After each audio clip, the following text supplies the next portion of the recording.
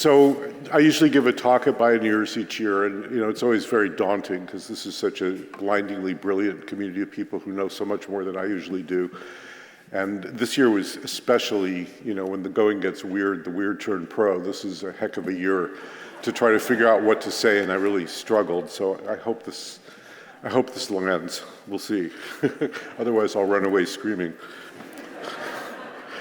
In February 2023, BP hit the ground backpedaling, reducing its plans to decrease oil and gas production.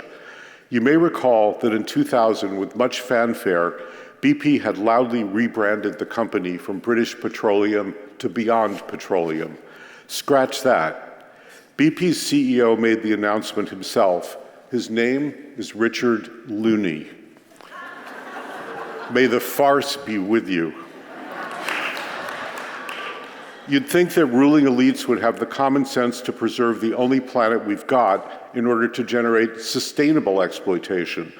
But no, it turns out they're loonies, drunken baby gods strung out on short-term profits.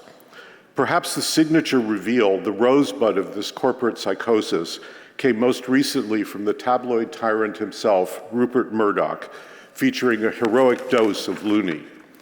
After Dominion Voting Systems sued Fox Corp for knowingly spreading demonstrable lies and hallucinatory conspiracy theories about the security of its machines, it turns out the primary source behind the allegations of a stolen election was a Minnesota artist.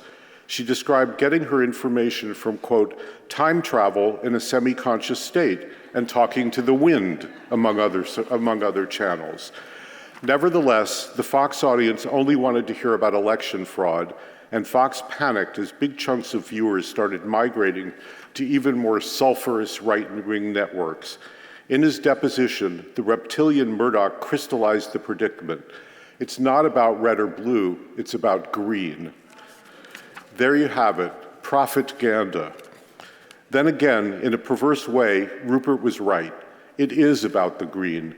The green fertility and climatic stability of Mother Earth are the value proposition from which all other wealth flows, even narrowly defined. Building natural capital is the basis of true wealth creation, not looting the joint. In truth, these are the poisonous fruits of a psychopathic tree. It has a history and a lineage. To navigate our way out of the jam, we need to understand a little bit of how we got here. In the words of the iconic climate scientist James Hansen, we cannot fix the climate until we first fix democracy. Indeed, these two existential crises are intimately related. As Tom Hartman outlines in his superlative book, The Hidden History of Oligarchy, whereas monopoly is the concentration of economic power, oligarchy is the concentration of political power by the wealthy. One way oligarchy starts to erode democracy is when the wealthy buy influence with elected officials. Since the 70s, the courts began redefining money as free speech. $1, one vote. Do the math. Couple that with monkey-wrenching the administrative state and corrupting and delegitimizing government. Meanwhile, focus on controlling the courts and the law. All the while, cut taxes on the wealthy, blame the government for the deficits, and slash social programs, AKA starve the beast. Alongside all this comes perhaps the biggest prize: capture the media and the narrative, buttress the battle of the story with an army of think tanks, academic channels, and astroturf nonprofits. There have been several waves of oligarchy in US history, but the current version began in earnest with the infamous Powell memo in 1971. It was a clarion call for big business to roll back all the gains of the New Deal and regain its political power and standing.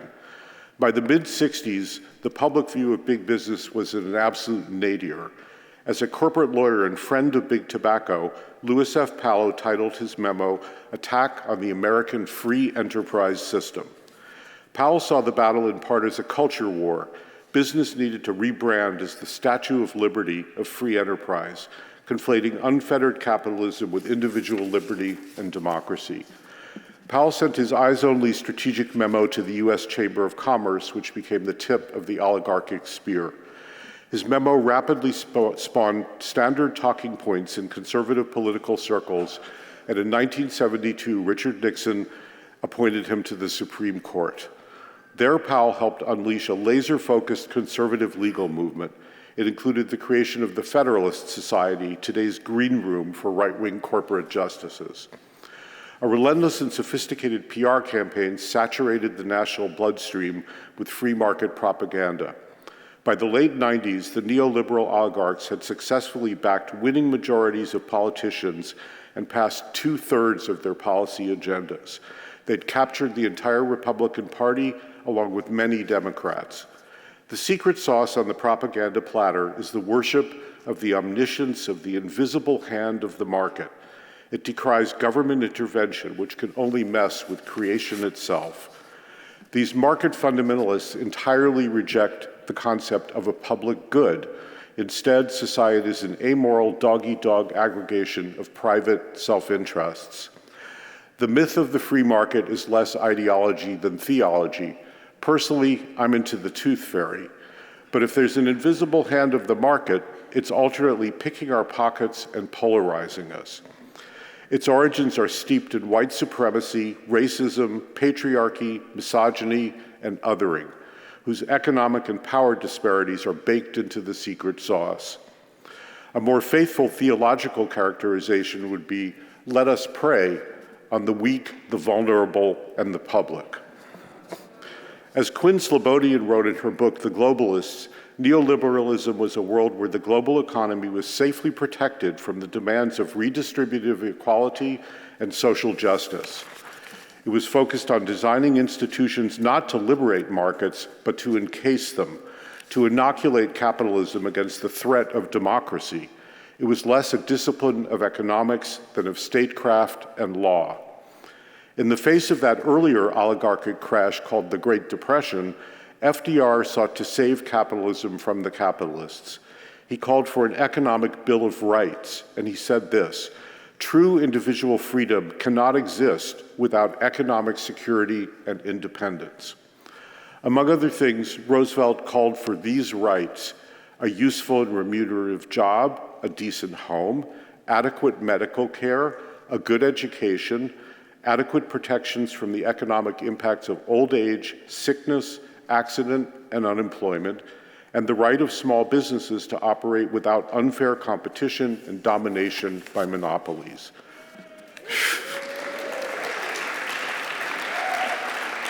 Ain't it amazing? You know, here we are. Today, in this age of the precariat, when a majority of American families can't afford an unexpected $400 emergency, we need an economic bill of rights. It's foundational to having a democracy.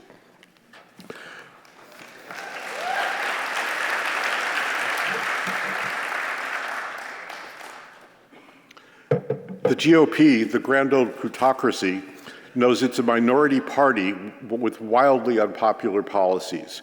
It has lost the popular vote in 7 of the last 8 presidential elections. To get power, it relies on voter suppression, gerrymandering, court packing, political mischief, and relentless propaganda. It has devolved into a neo-fascist movement. They'd rather burn it to the ground than lose. As Trumpelstiltskin rages into the abyss, sorry, I couldn't resist. We're one election away from outright despotism. This ain't no fooling around. To start taking down oligarchy, Thom Hartmann emphasizes a few key steps. Get money out of politics and create free and fair elections that actually stimulate voter turnout. Break up monopolies. 4 to 10 giant companies now dominate virtually every sector, suffocating the economy, screwing workers, and stifling innovation. Free the markets. Tax corporations and the wealthy. As the saying goes, money is like manure. When you pile it up, it stinks. When you spread it around, it does a lot of good.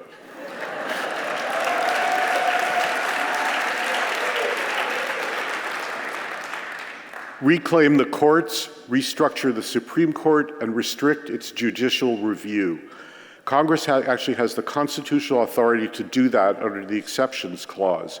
It can entirely remove certain jurisdictions from the Supreme Court's purview, for example, climate action or bodily autonomy.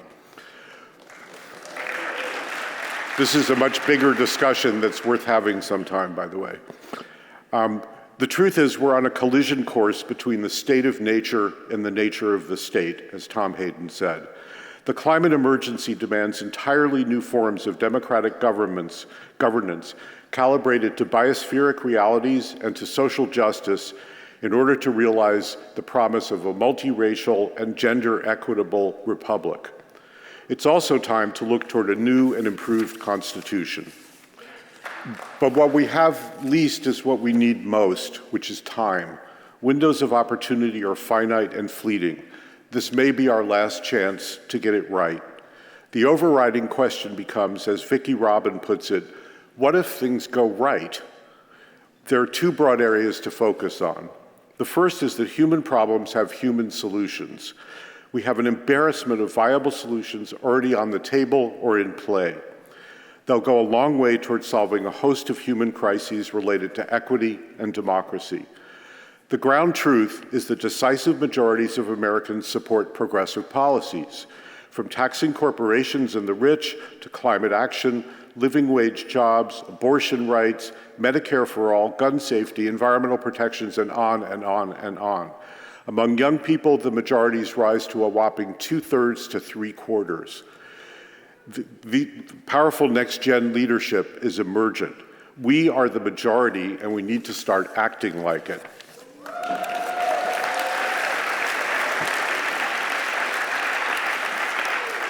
So what does it look like when things go right?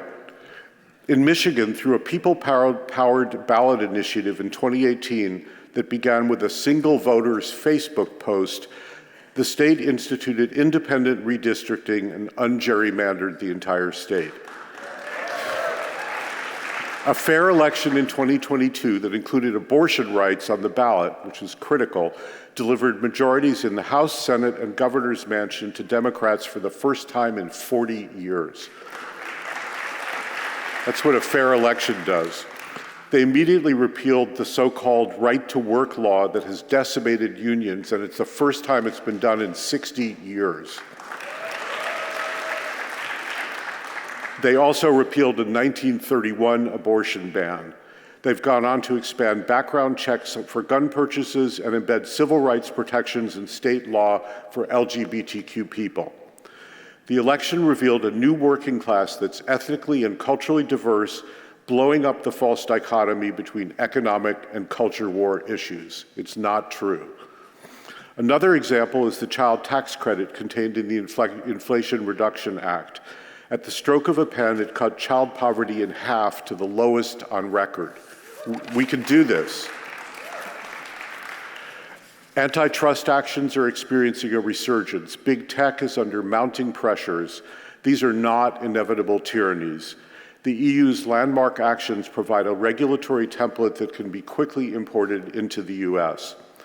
Another example comes from Florida's conservative Orange County, home to Disney World and Orlando, the nation's 30th largest county. In 2022, it became the biggest municipality to adopt a rights of nature law. Voters recognized the rights of rivers, waterways, and streams, along with the right to clean water for the residents. This right to clean water initiative passed with an unheard of 89% vote. And our good friends Tom Lindsay and Mari Margot, who many of you know, were instrumental in this victory. Some homes, Tom told me this, displayed a right to clean water initiative sign in the window and a Trump sign on the lawn. The rights of nature movement is now the fastest growing environmental movement in history, and at the forefront are Indigenous peoples leading it.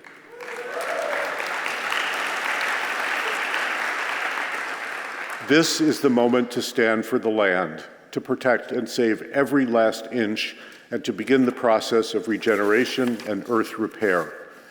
Janine Benyus, author of the landmark book Biomimicry, Innovation Inspired by Nature, and founder of the Biomimicry Institute, some of whom are here this weekend, I know, and has laid out what she calls life's principles. Here are a few that need to become our guideposts. Nature runs on current sunlight. Nature banks on diversity. Nature rewards cooperation. Nature builds from the bottom up. Nature recycles everything. Nature builds resilience through diversity, decentralization, and redundancy. Life optimizes rather than maximizes. It designs for the good of the whole system.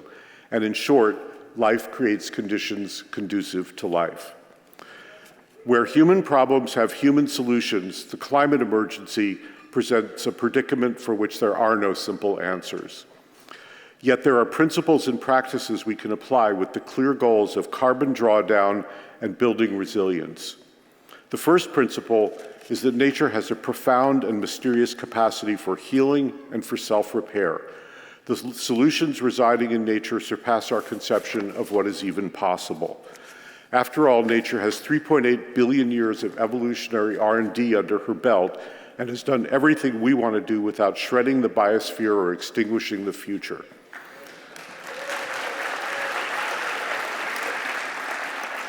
The biomimic inventor Jay Harmon, whom you may know from Bioneers, told me that for about $2 billion, we could do the lion's share of basic research to launch biomimicry as a sector. It will unleash endless nature-based solutions for our worst crises. $2 billion is not even a rounding error in a federal budget, okay? Renewables are already cost competitive in most of the world. One thing that may be going right is that between the massive layoffs by the fossil fuel industry and big tech, as well as general disgust with the companies, tens of thousands of workers have been fleeing to work on renewables, clean tech, and climate solutions. We're entering a leapfrog clean tech revolution over the next decade. We also know that regenerative agriculture is a fundamental building block of carbon sequestration, resilience, and food security. It's already begun to go mainstream and could get much bigger, much faster with appropriate funding and policy shifts.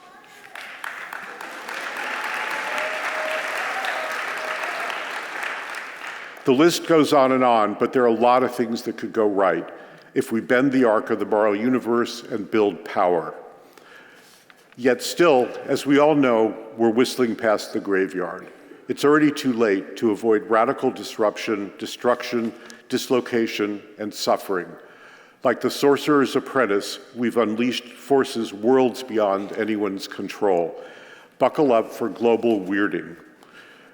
We've also entered a time when PTSD means permanent traumatic stress disorder. Everybody's feeling it. The scholar and activist Joanna Macy, who will be with us tomorrow morning, sees it this way. We're capable of suffering with our world, and that's the true meaning of compassion. It enables us to recognize our profound interconnectedness with all beings. Don't ever apologize for crying for the trees burning in the Amazon or over the waters polluted from mines in the Rockies. Don't apologize for the sorrow, grief, and rage that you feel. It's a measure of your humanity and maturity. It's a measure of your open heart, and as your heart breaks open, there'll be room for the world to heal.